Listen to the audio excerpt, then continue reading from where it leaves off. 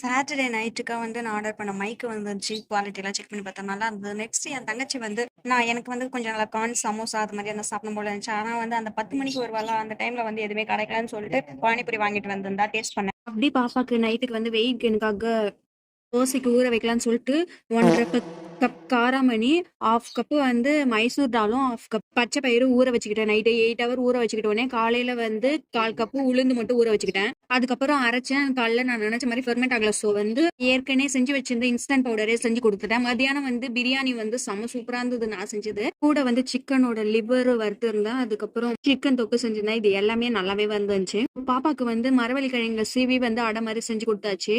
நைட்டுக்கும் அதே வச்சு முடிச்சாச்சு. அதுக்கப்புறம் வந்து பாப்பாக்கு காலையில வந்து இன்ஸ்டன்டா செஞ்சு கொடுத்துடலாம் அப்படின்னு சொல்லிட்டு வெயிட் கெயினுக்காக காராமணி வந்து பாப்பாக்கு செஞ்ச அந்த தோசை மாவு வந்து இப்ப நைட்டுக்கு ரெடி ஆயிடுச்சு. ஸோ வந்து அந்த தோசை செஞ்சுட்டு லாஸ்ட்ல வந்து கீ ஊத்தி கொடுத்தா அவ உட்காந்து அழகா சாப்பிட்டுருவா.